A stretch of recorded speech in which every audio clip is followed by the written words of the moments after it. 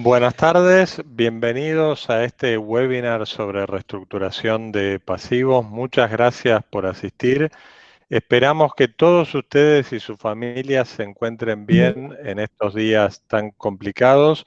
En este webinar vamos a tratar aspectos financieros y legales de la reestructuración de pasivos, que es un tema de palpitante actualidad por la situación de pandemia que atraviesa el mundo y nuestro país, y también, como vamos a ver, por recientes normativas del Banco Central de la Argentina. La primera parte de la exposición va a estar a cargo del invitado especial, que es Daniel Patrón Costas de Infupa, y luego también yo voy a decir unas palabras, vamos a interactuar nosotros y vamos a estar a disposición para preguntas de todos los asistentes, que les recomiendo que hagan a través del chat y se van a responder y tratar al final de la exposición.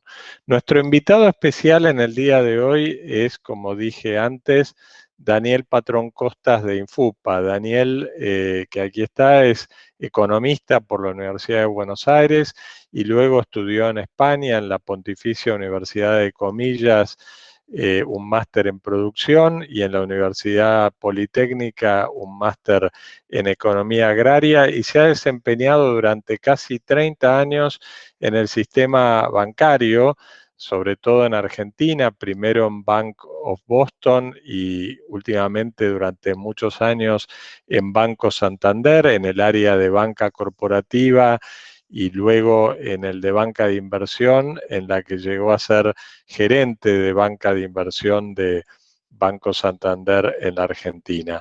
En los últimos años también ha fundado y ha gestionado y dirigido una compañía de agronegocios, así que tiene contacto también con el mundo real de la producción, no solo el financiero, y se ha dedicado al asesoramiento en materia de finanzas corporativas. Y en este último año 2020 se ha integrado como socio a Infupa, que es un conocido asesor en materia de finanzas corporativas, y se está encargando estos últimos tiempos sobre todo de reestructuración de deuda y de M&A.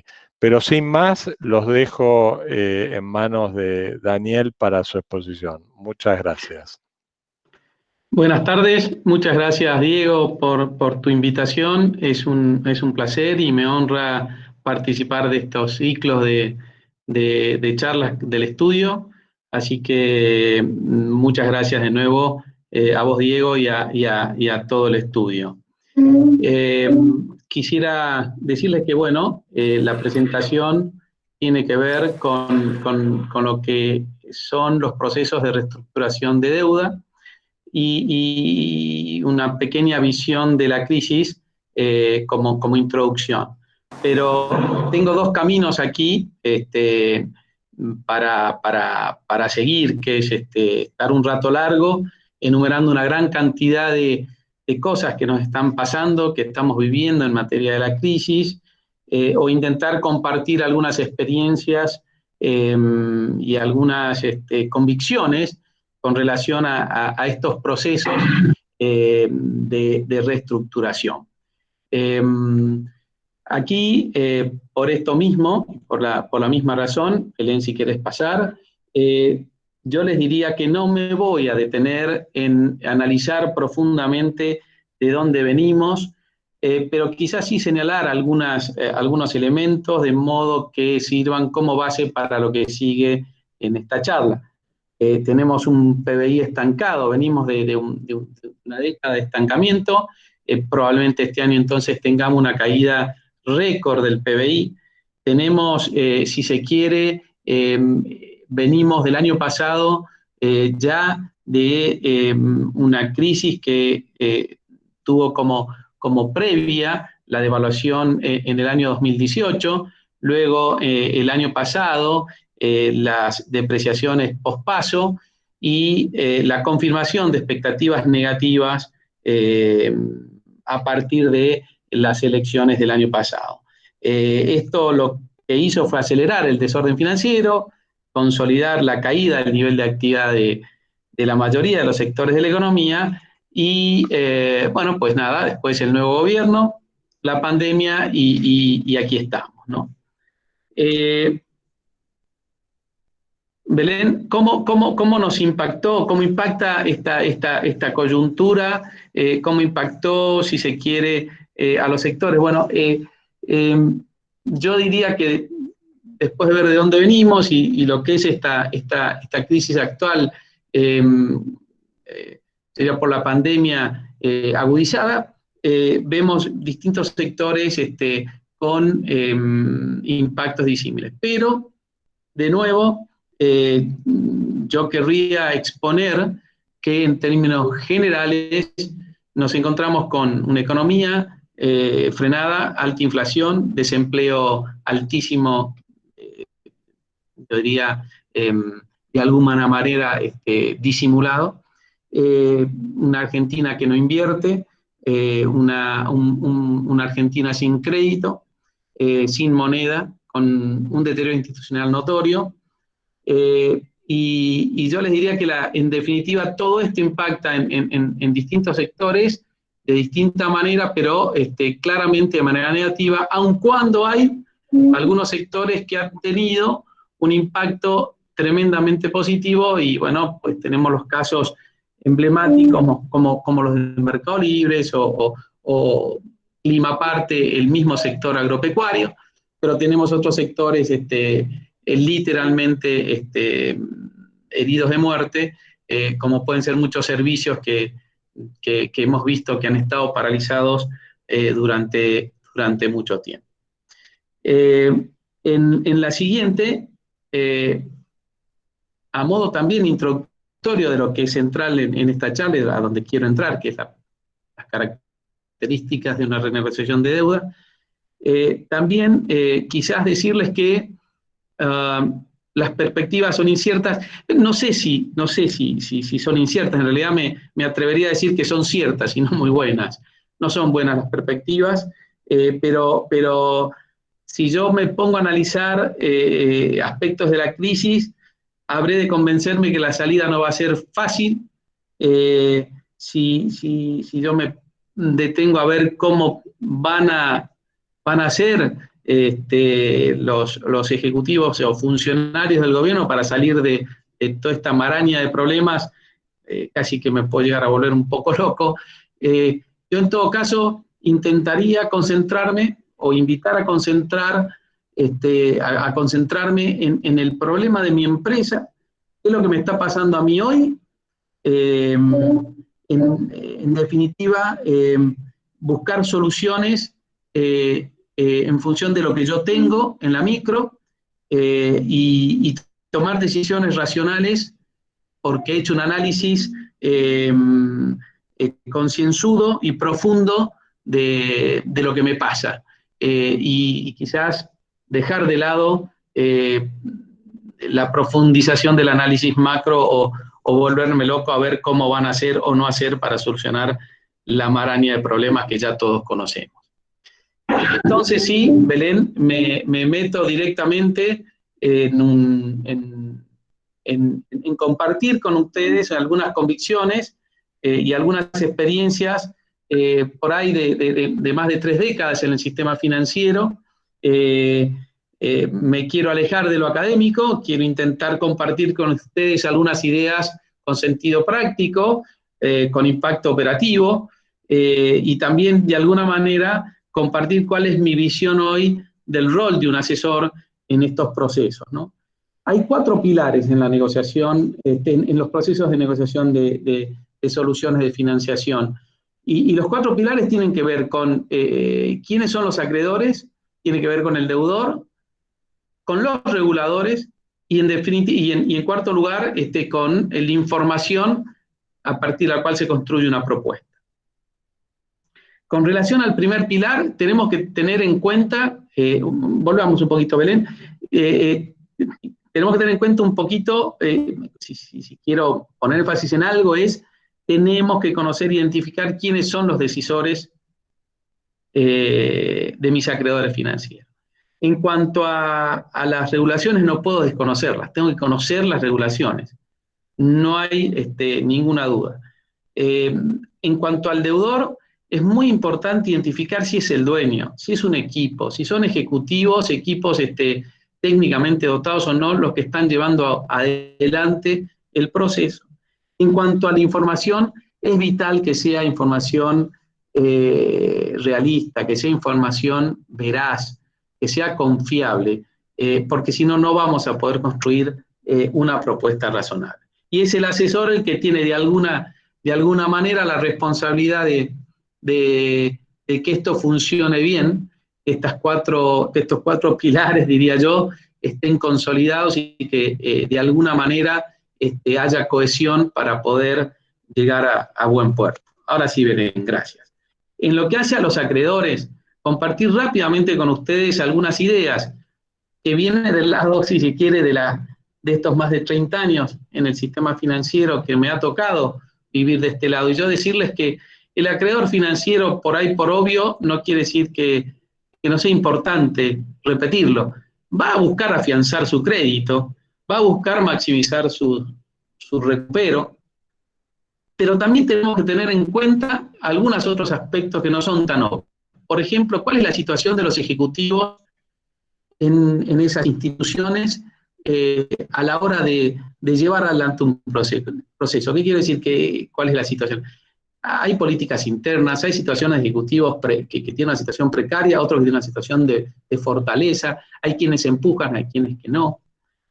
Hay que tenerlo en cuenta. Hay que tener en cuenta las restricciones con las que se mueven los acreedores y sus ejecutivos, restricciones regulatorias y restricciones de políticas internas.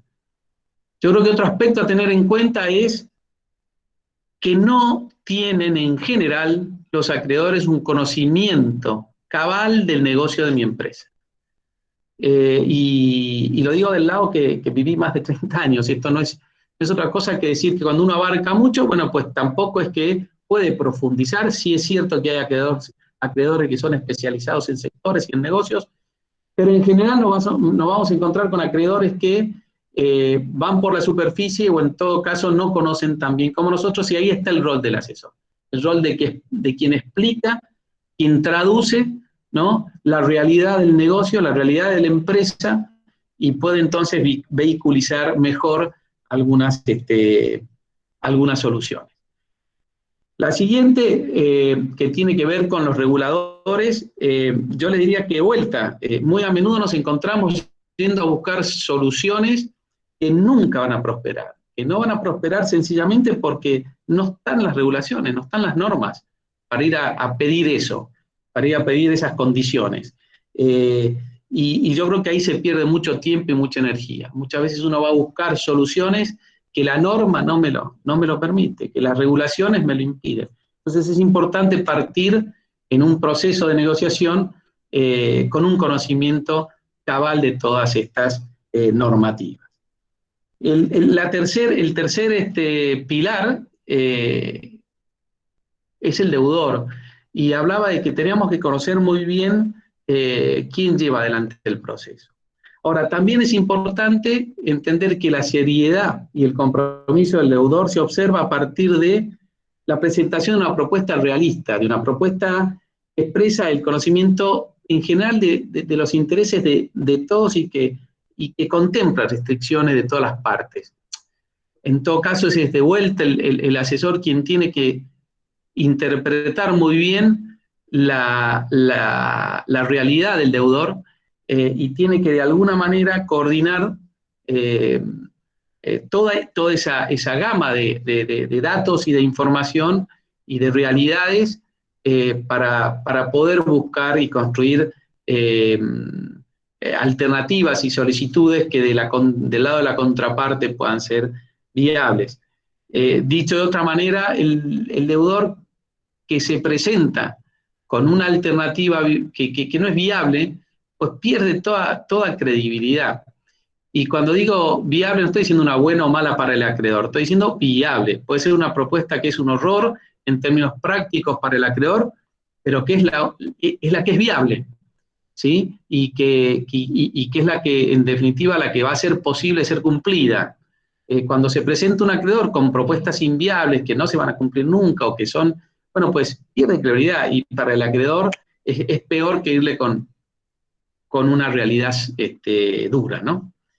Y la cuarta, yo diría, el cuarto pilar, para ir lo más rápido posible, dentro de este esquema un poco práctico de cómo veo yo los procesos de reestructuración, tiene que ver con la información. En definitiva, la información, si no es confiable, si no es una información que esté disponible en los tiempos que necesitamos, una información que nos permita construir una propuesta razonable, una propuesta que contemple las posibilidades concretas de quien nos la tiene que, con quien nos tiene que acompañar, el acreedor.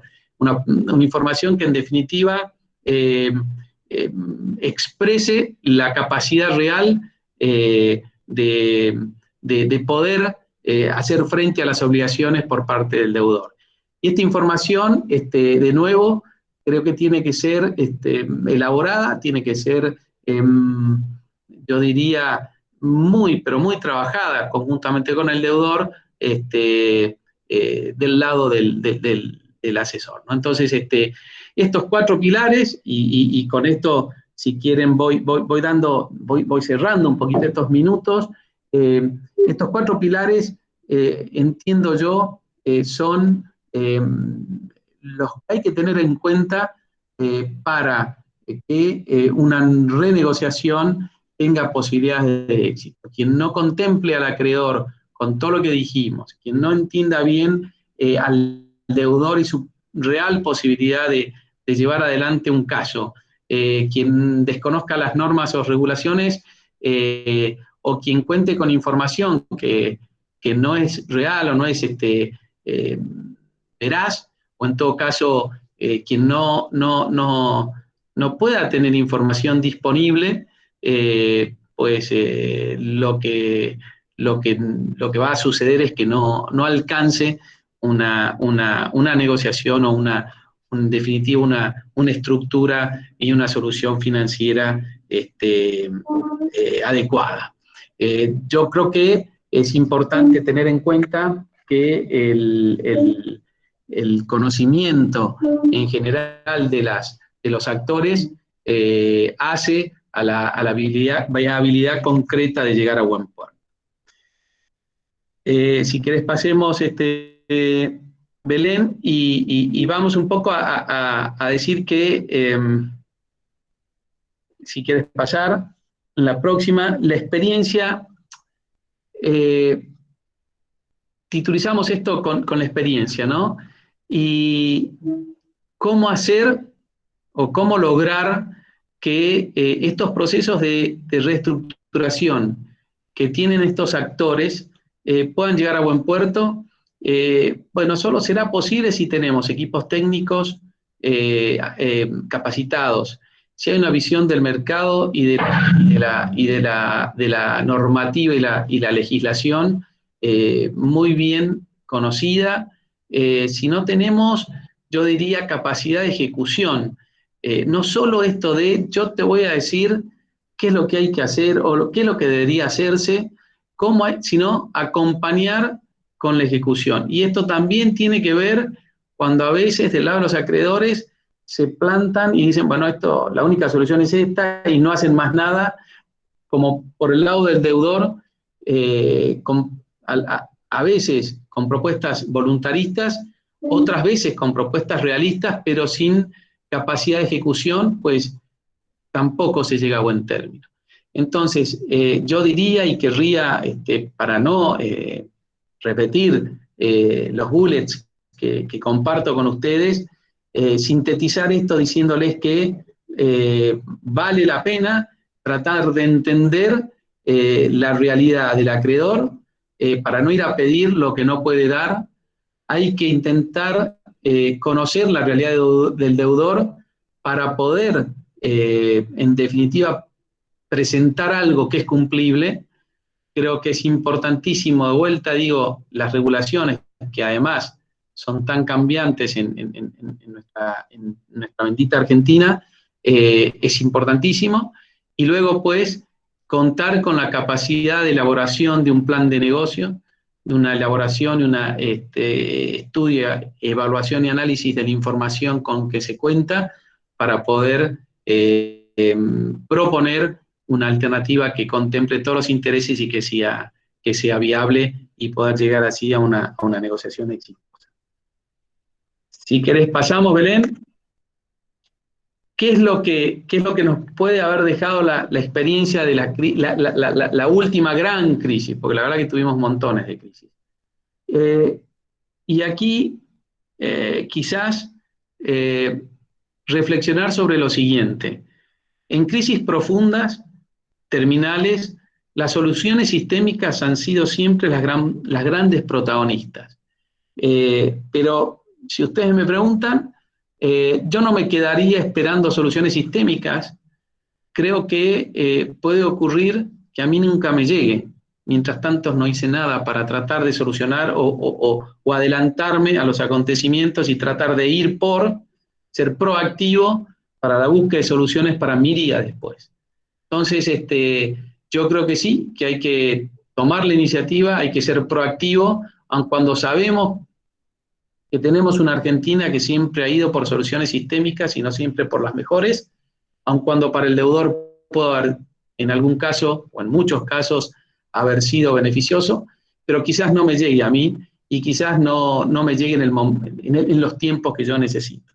Así que si yo miro el 2001-2002, miro una crisis donde para mí tiene algunas semejanzas, pero muchas no, y quizás hoy veo acreedores que pueden tener posibilidades de dar más tiempo, más plazo, sin quedar tan heridos por el lado del capital, toda vez que el gobierno no siga yendo por la línea que está yendo, que sí va a ir deteriorando dramáticamente la situación del sistema, pero en general veo u observo que frente al estallido del 2001-2002, hoy hay quizás más posibilidades de sentarse a hablar de plazos y de tiempos y de oxigenación.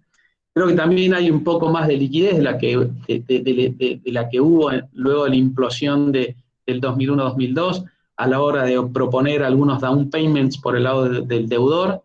Con lo cual hay aspectos diferentes y ciertamente las limitaciones de los reguladores siempre están presentes. Pero bueno, me parece que va a ser una crisis, está siendo una crisis, pero va a ser una crisis en el futuro inmediato, un poco diferentes al 2001-2002, pero que hay cosas sí que van a servir para encarar ese proceso, que habrá que tener en cuenta y me parece que es un poco lo que hablamos y de todos modos quedo abierto a preguntas para lo que les parezca bien. Y ahí, Diego, no quiero sacar más tiempo, no quiero ceñirme a lo que habíamos convenido. Bueno, muchas gracias, Daniel. Sí, la situación de crisis es difícil. Yo creo que así están las empresas argentinas en este momento. Y la situación de crisis difiere un poco contra el 2001-2002 porque en ese momento era básicamente producido por el abandono de la convertibilidad, la brusca devaluación y la especificación asimétrica.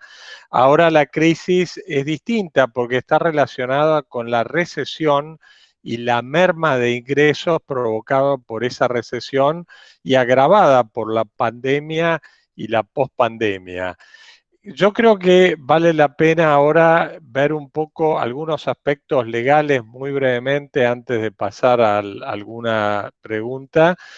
Y yo creo que acá lo importante es que en toda reestructuración hay que planear, como dijo Daniel, y parte del planeamiento desde el punto de vista legal y también financiero es justamente determinar un nuevo perfil de endeudamiento que sea sostenible en las nuevas circunstancias de caída de ingresos, de recesión y en el mundo post-pandemia. O sea, hay que reperfilar, pero reperfilar de acuerdo a las reales necesidades de la compañía y a los reales ingresos. Y ahí el menú que se abre es muy amplio, pero básicamente, seguramente toda reestructuración va a llevar aparejado una baja de tasas, posiblemente un remedio es que en el largo plazo esas tasas puedan ir subiendo a través de lo que se denomina step-up rates, o sea, tasas que sean crecientes en el tiempo.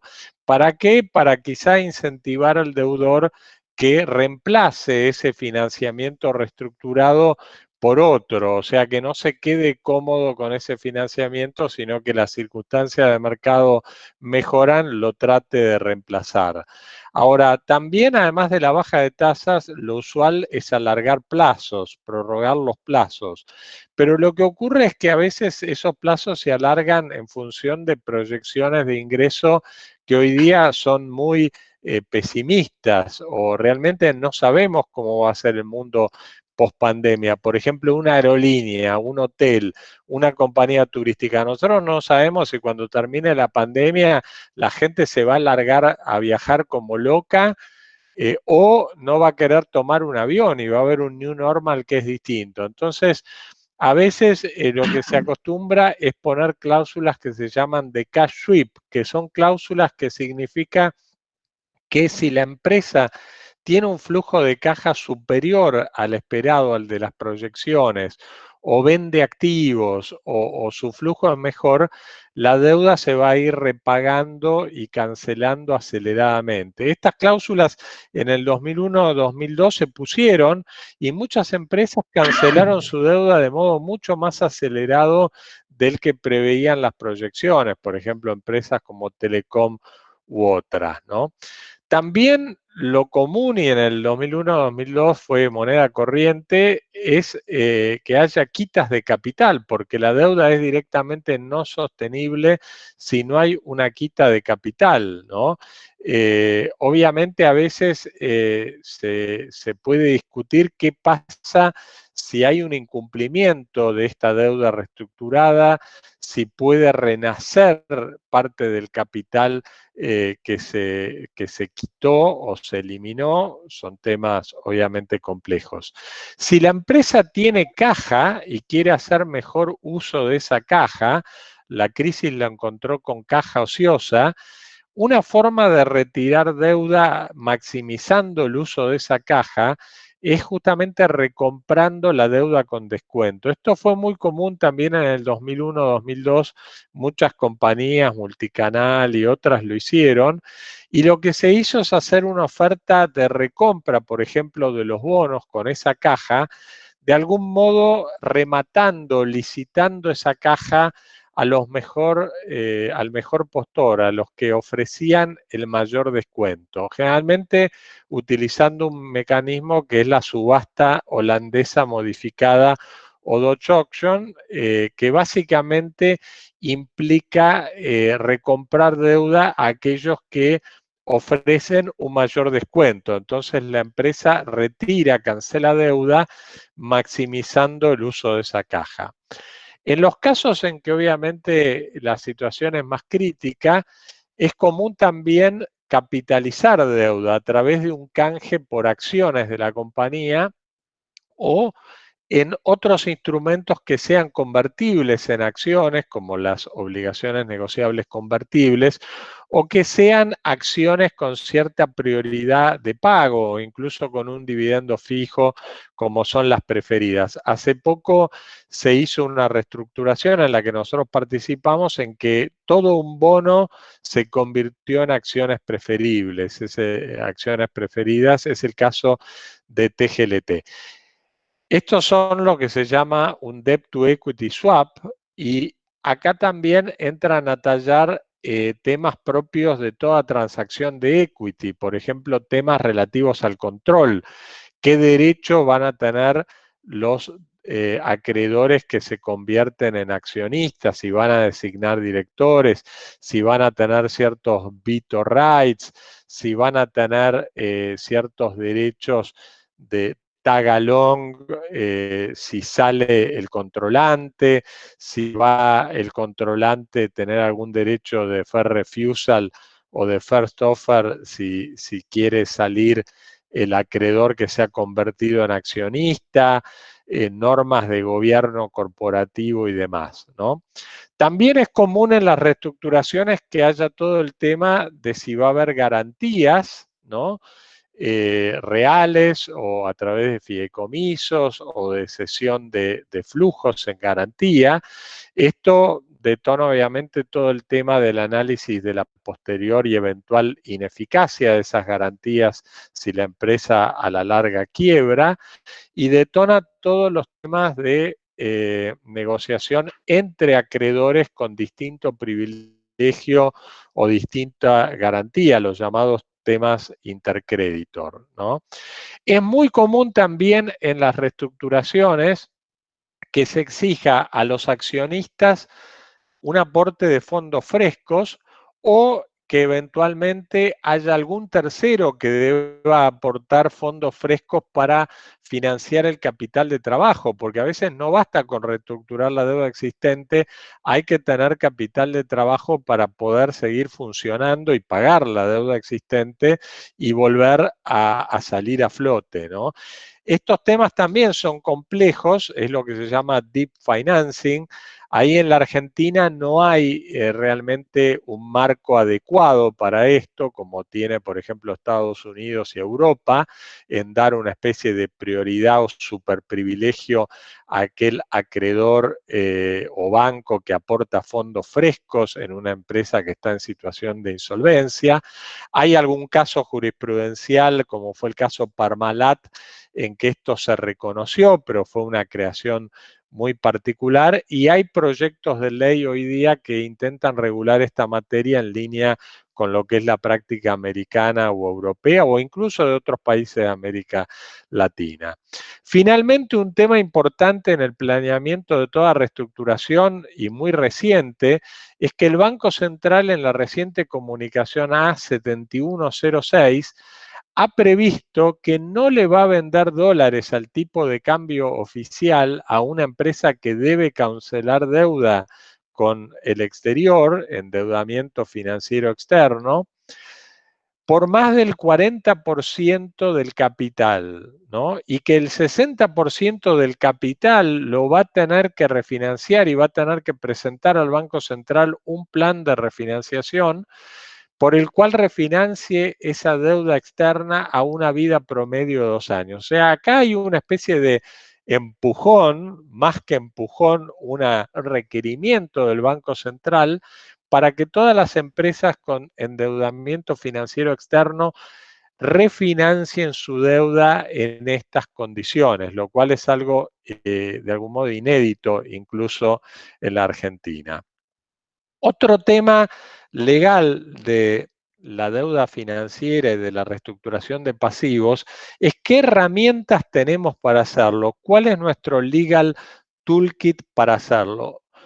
Este es un tema que nos podría llevar mucho tiempo y que yo de algún modo quiero nada más que enunciar y dar algunos conceptos. Hoy día en la Argentina tenemos 3 herramientas fundamentales para reestructurar deuda y deuda financiera en particular.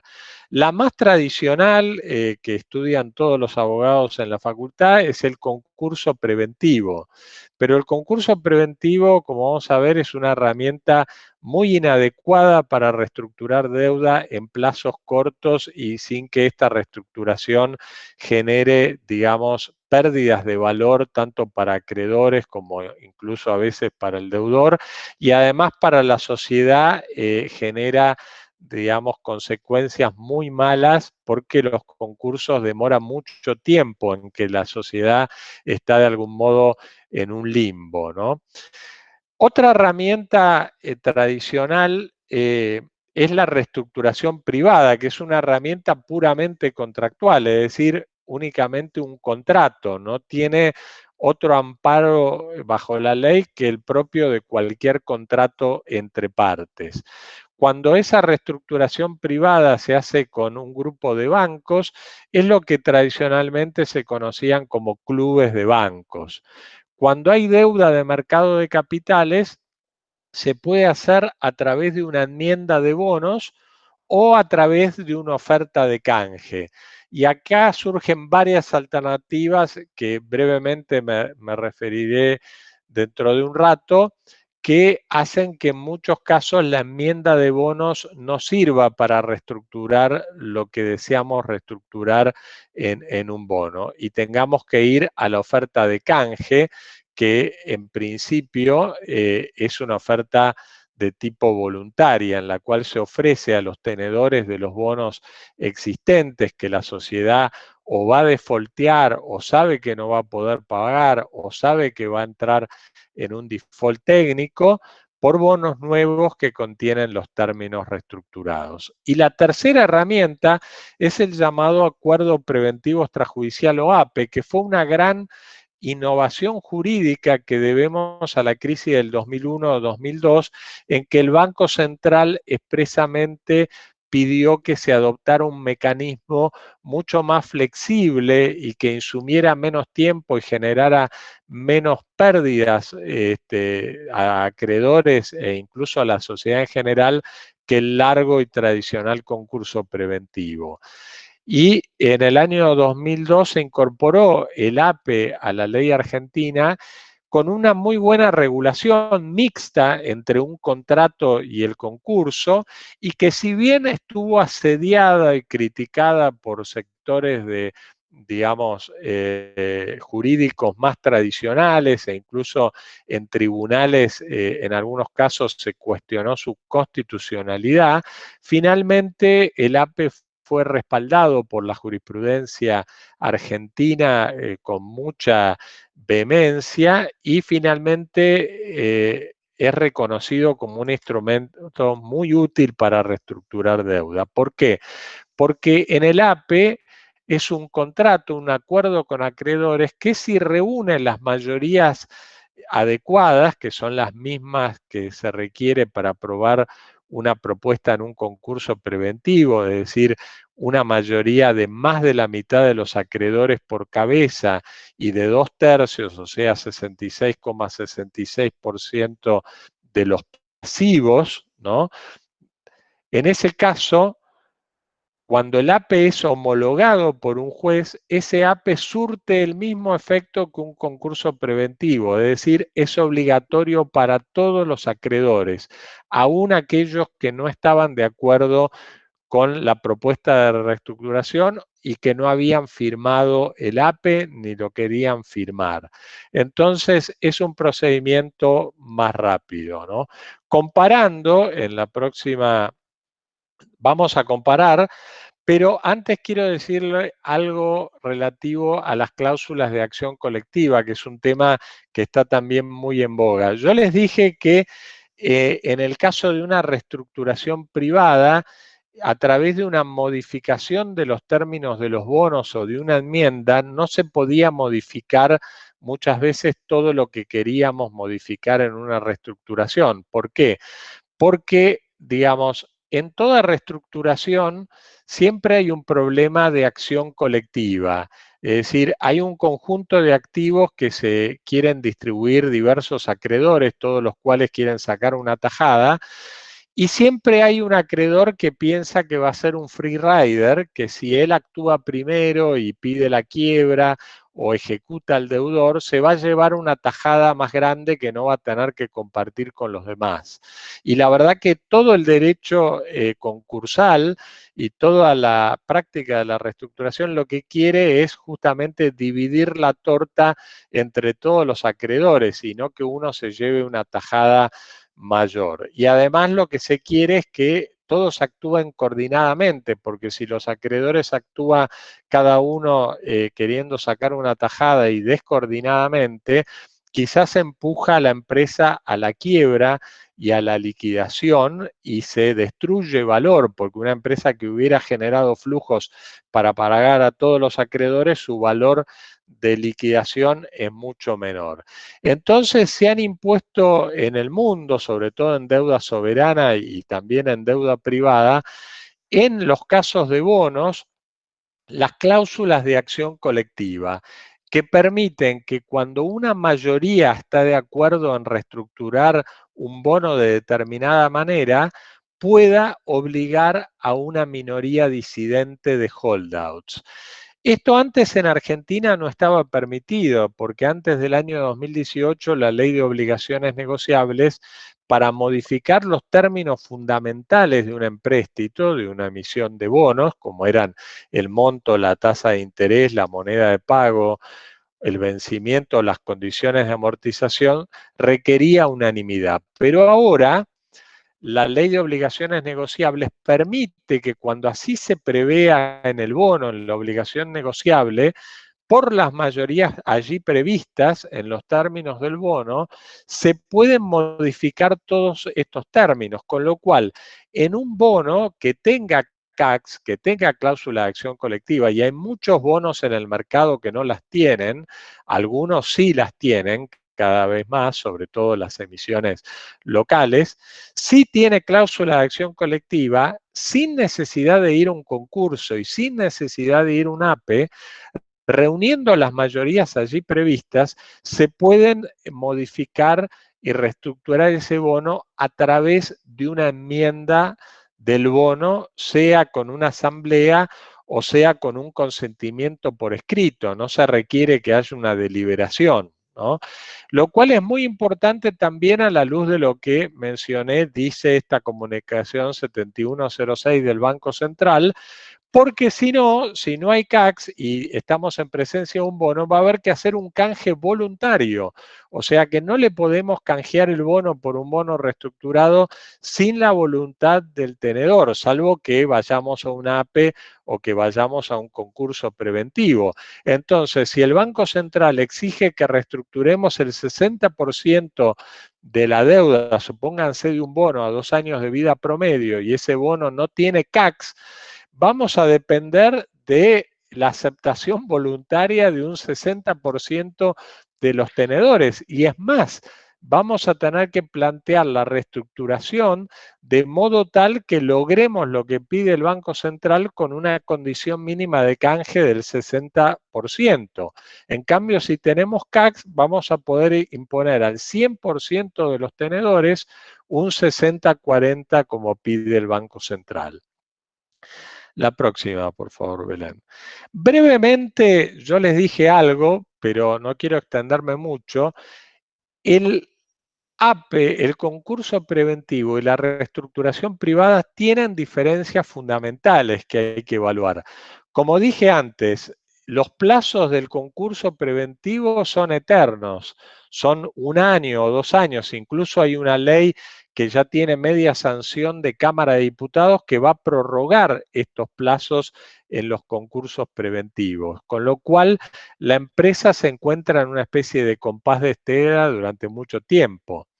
Además, en el concurso preventivo hay costos, hay tasa de justicia, hay honorarios del síndico, honorarios de los abogados del síndico y demás. El concurso además tiene mala imagen. Una empresa que se concursó no tiene buena imagen. En cambio, una empresa que reestructuró a través de una reestructuración privada, consensual, o incluso a través de una AP, esto tiene mucho mejor imagen. Además, en el concurso preventivo vamos a tener que incluir todos los acreedores de la compañía. No vamos a poder incluir solo los acreedores financieros, lo que sí podemos hacer en un APE o en una reestructuración privada. La gran desventaja de la reestructuración privada es que, digamos, salvo con respecto a los bonos que tienen CACs, pero con respecto a los demás acreedores o los bonos que no tienen CACs, aquellos disidentes, aquellos holdouts, no los vamos a poder obligar o arrastrar a aceptar el acuerdo de reestructuración, ¿no? Lo que sí vamos a lograr en el concurso preventivo o en el APE.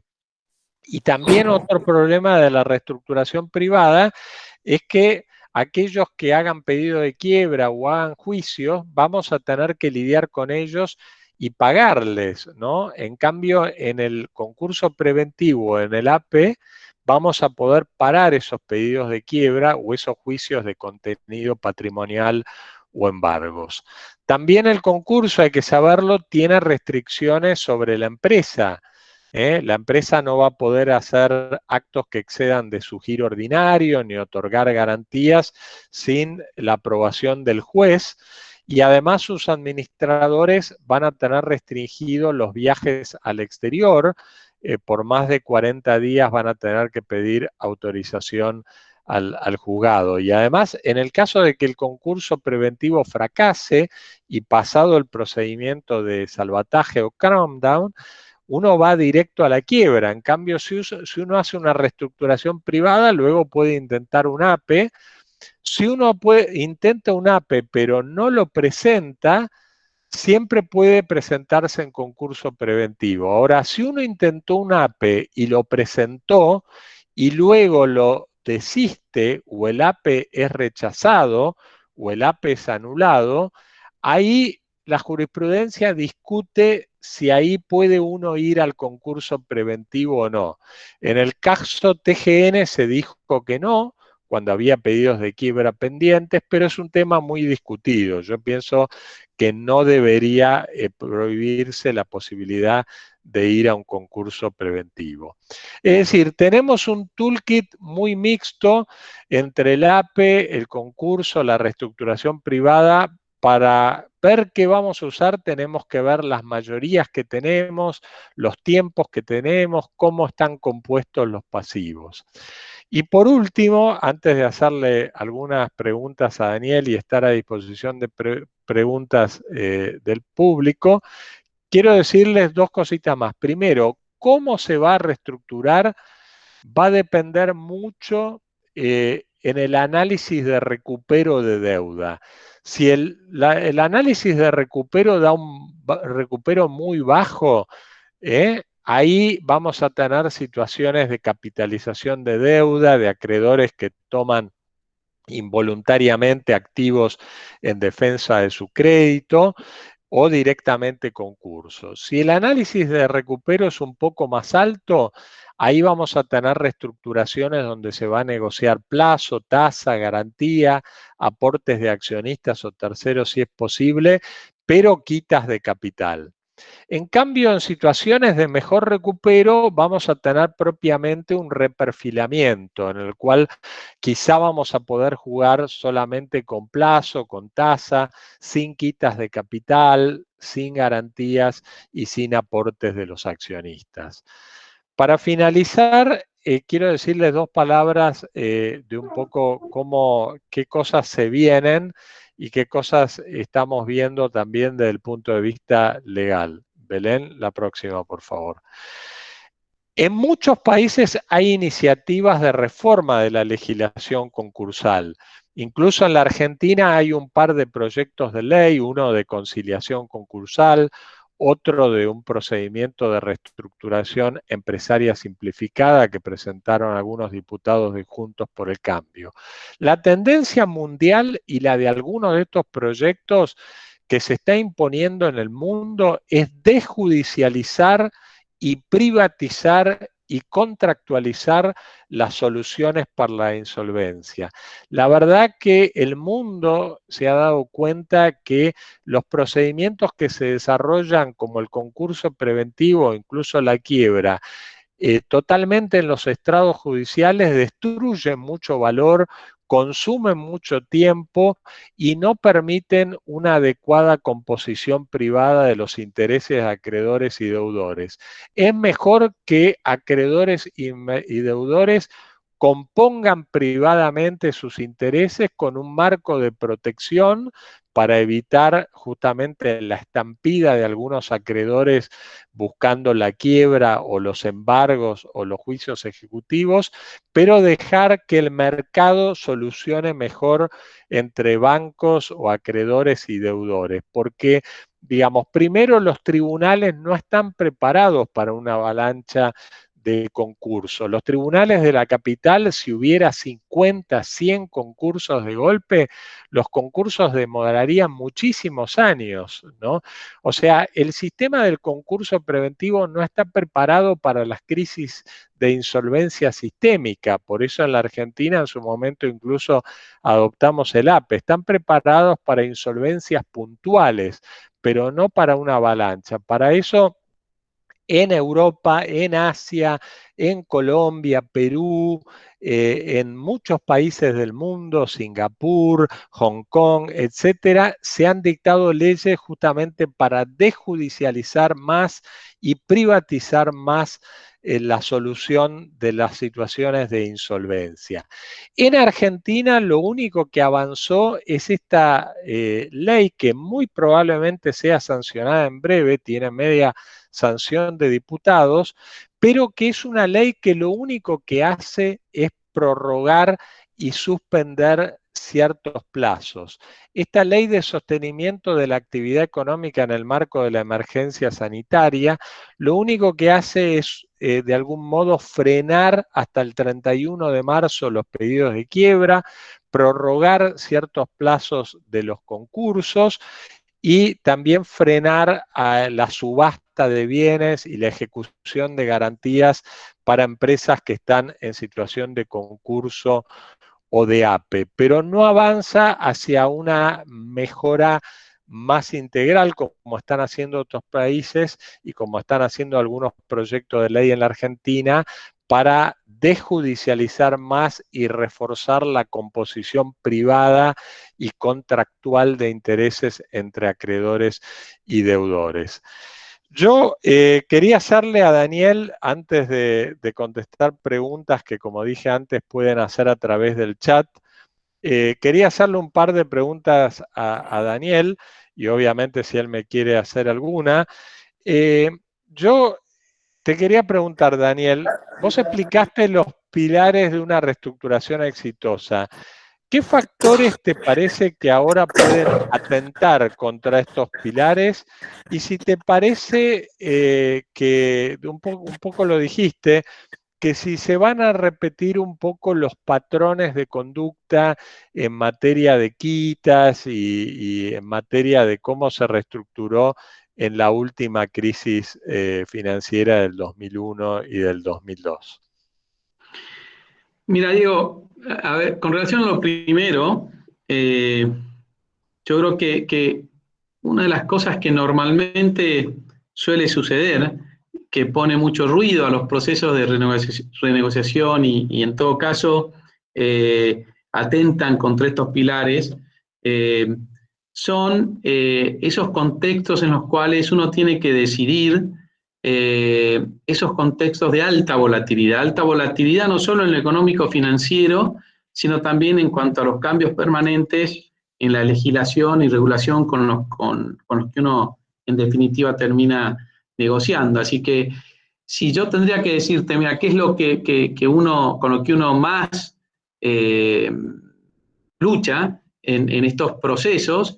Es en Argentina con la alta volatilidad y eso atenta claramente al éxito de una negociación, o en todo caso atenta contra estos pilares. Después, con relación a la crisis anterior y si se pueden repetir patrones de conducta, yo me acuerdo que una de las principales, yo diría,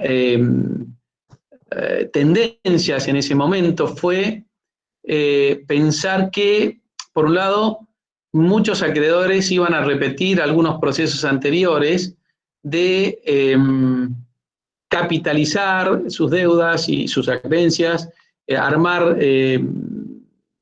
yo diría, grupos industriales propios por el lado de los grupos financieros, y había otra tendencia que era mirar el día después de la compañía y tratar de vehiculizar soluciones que contemplen eso, precisamente el día después. Y viene a cuento lo que vos explicaste del cash sweep y esas estructuras que contenían estas cláusulas que fueron virtuosas, porque la verdad que el caso de la construcción, por ejemplo, encontrabas que estabas con un sector paralizado y creo que el cemento que se vendía en ese momento era equivalente a lo que se vendía en Zimbabue en aquel entonces, y creo que a los 2 años o 3 ya se habían precancelado todas esas estructuras de refinanciadas de largo plazo. Así que dentro de estas dos tendencias que había en ese momento, si yo te digo, a ver, en este momento veo patrones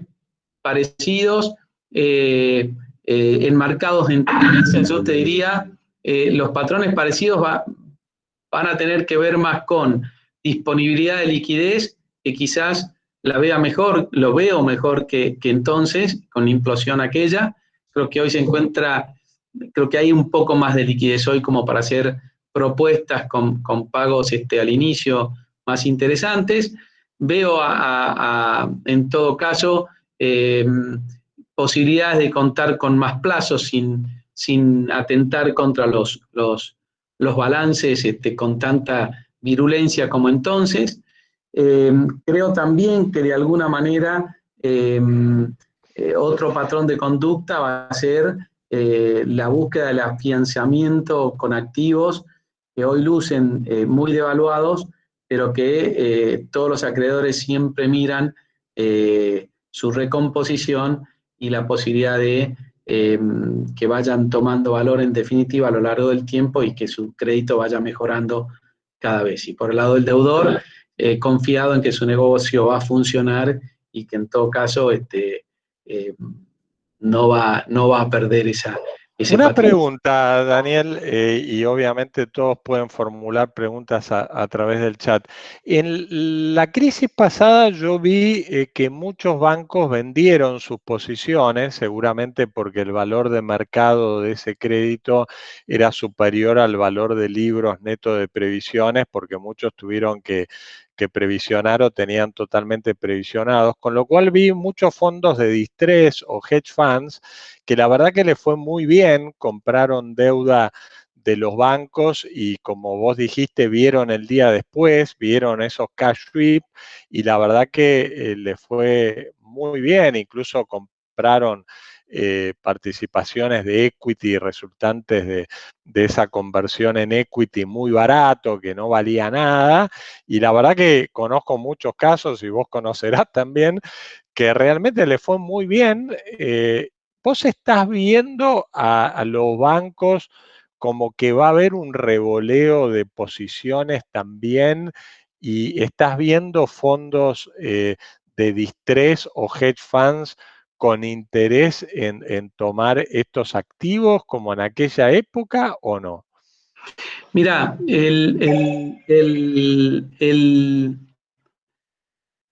el gatillador de la decisión de vender por parte de los acreedores tiene mucho que ver con el impacto en los balances globales. Entonces, no sé si se vendían porque el valor presente, digamos, en definitiva les convenía por el valor de mercado con el que hacían la transacción esa de venta, como con la baja de exposición, ¿sí? En el zip code y eso le permitía rápidamente una ganancia de capital por otro lado, que no era más que sacarse o alivianarse del riesgo argentino. De manera que muchas decisiones entonces, aun cuando digamos, ilustraban pérdidas importantes en los balances locales o en los balances particulares y locales, tenían un efecto secundario que era mejor, ¿no? Eso por un lado. Y también ocurría quienes no veían el día después, o en todo caso veían distinto, o no veían, digamos, de alguna manera la posibilidad de recupero adecuado.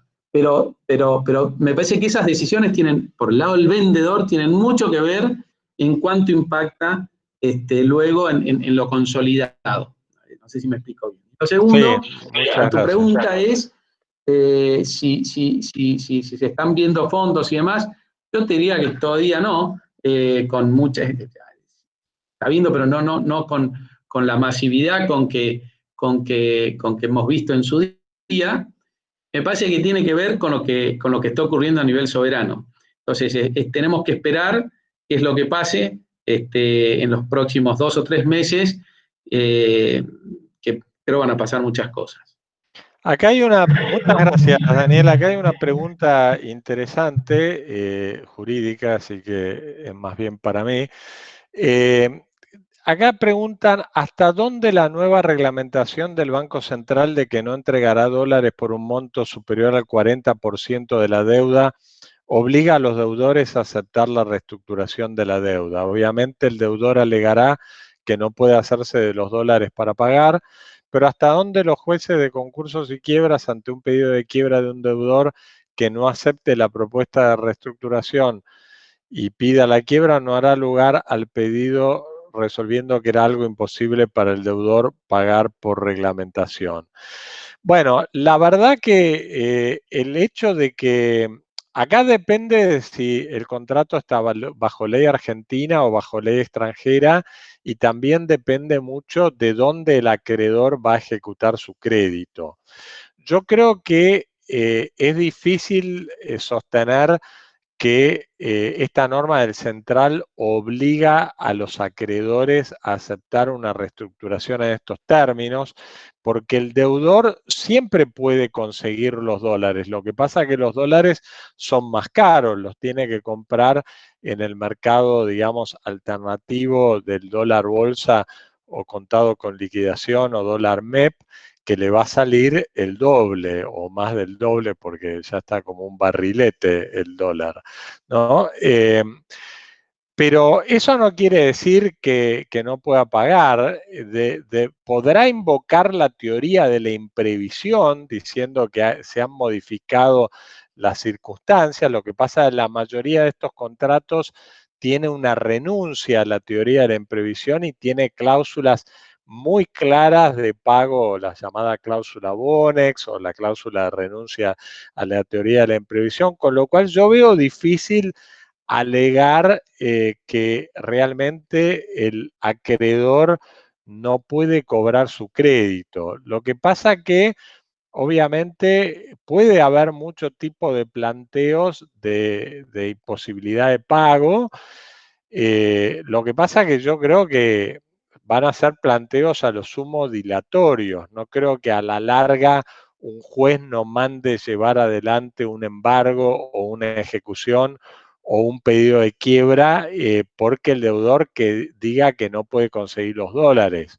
Quizá mejoraría esa situación si el deudor deposita embargo, aunque sea toda la cantidad de moneda local necesaria para pagar la deuda, y puede haber ahí una discusión. Ahora, si el acreedor está sujeto a ley extranjera y demanda o embarga fondos en Nueva York o en otra plaza del exterior, creo que esto va a ser imposible de alegar en ese tipo de juicios. En juicios locales, bueno, puede servir para frenar un pedido depositando embargo y alegando de que no le venden dólares. En realidad los dólares los puede conseguir a un tipo de cambio más gravoso, con lo cual no es un caso de imposibilidad de pago, sino a lo sumo de plantear un reajuste de la obligación, pero como digo, en muchos casos esto está renunciado y hay todo tipo de cláusulas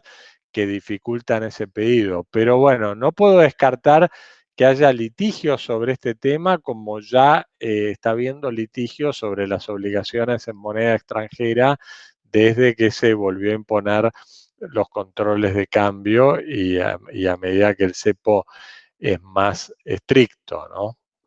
Gracias por la pregunta.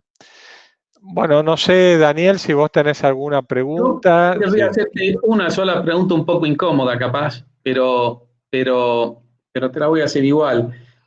¿Vos crees que se vaya a seguir agudizando la intromisión, digamos, de alguna manera del poder político en los reguladores, en el central, en la CNB y demás, complicando el contexto, aún más el contexto en el cual uno tiene que estar negociando y renegociando? Es decir, ¿ves que esto puede agudizarse más o pensás que nada? A ver, yo creo que ciertamente puede agudizarse. Estamos en un gobierno que tiene una tendencia, digamos, intervencionista sobre la economía. Las medidas cambiarias que se han ido adoptando desde el comienzo de la pandemia hasta ahora han ido increyendo y cada vez son más estrictas y cada vez son más inéditas, aún para el arsenal de medidas cambiarias que conocemos en Argentina, que es obviamente muy, muy frondoso.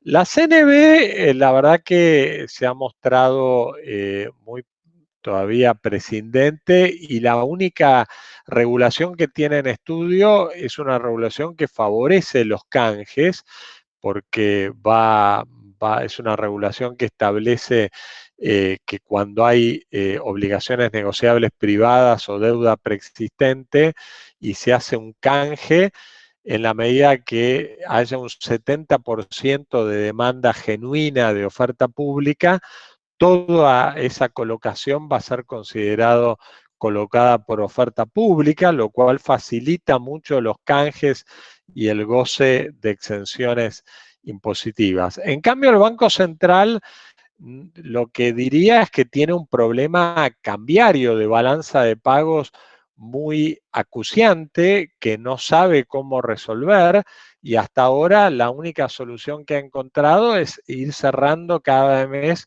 los controles, incluso pretendiendo controlar indirectamente el único mercado, porque ustedes saben que el mercado oficial se llama mercado único libre de cambios, pero no es demasiado libre y tampoco es único, porque hay otro mercado que es el mercado, digamos, alternativo, que es legal, del contado con liqui, dólar bolsa o MEP, y el Banco Central también intenta interferir indirectamente sobre ese mercado con prohibiciones de operar 90 días antes, 90 días después de acceder al MULC, con todo tipo de restricciones para quienes operan en ese mercado, los que tienen planes del gobierno, los que tienen el ATP, los que tienen moratoria, los que tienen demás. Con lo cual está intentando indirectamente controlar también ese mercado porque es el que marca la brecha y la brecha está en récords históricos, como sabemos. En la Argentina tenemos una brecha de casi el doble, ¿no? Con lo cual, yo no sé, el Banco Central acá ha dado una especie de empujón al sector privado para que refinancie su deuda, pero no sé qué va a pasar si todo el mundo va a poder lograr refinanciarlo en esta condición que el central ha establecido, que es medio arbitraria, porque es una condición de decir 60% a 2 años de vida promedio. Pero eso porque eso es por las necesidades de balanza de pagos, no es en función de la empresa. Definitivamente. ¿Y qué pasa si hay una cláusula de cash sweep? ¿Funciona o no funciona? ¿Y qué pasa si hay una cláusula de asset sale y de venta de activos? ¿Funciona o no funciona? Acá alguien decidió que hay que refinanciar 60% del capital a 2 años de vida promedio y eso es una regla para todo el mundo, ¿no? Entonces, yo no sé cómo esto va a funcionar, es un interrogante, ¿no?